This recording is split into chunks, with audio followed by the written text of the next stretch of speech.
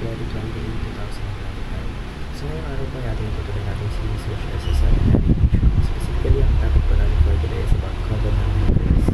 So this is a special series 4 of 10. So paano lumalim sa Biblia? Now, ang ating talata po ay magagaling sa Romans chapter 5 verse 15. Sabi po dito, basahin ko po.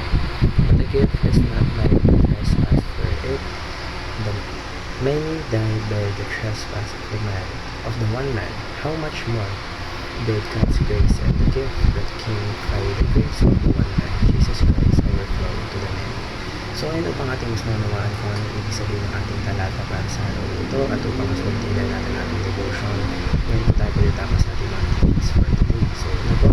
Christ is the mediator of the covenant of grace. So yung mediator po is someone who stands between the two parties. And because of sin po, humanity is separate from God, but through Jesus Christ po, through His sacrifice, nagsilbi po itong tulay or bridge na naging daan upang tayo ay magkaroon ng connection or relationship sa ating Diyos. So He intercedes on our behalf, making salvation possible. Ikalawa po, Christ's perfect obedience satisfies the standard. So yung standard po ng ating Panginoon for righteousness is perfect, which no human can achieve. However, Jesus Christ lived a sinless life and fulfilled all of God's requirements. So yung obedience niya is credited to those who put their faith in Him.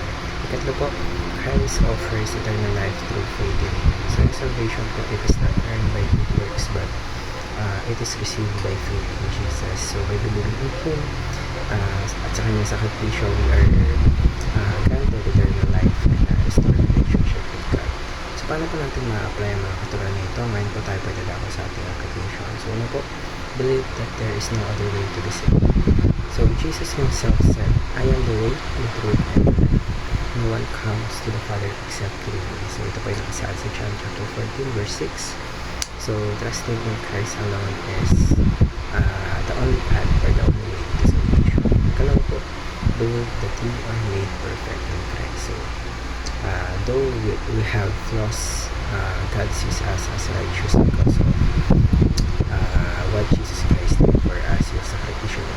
So we don't rely on our own perfection, but on the perfect righteousness of Christ that covers us. And last but not least, believe that you inherit eternal life through Christ.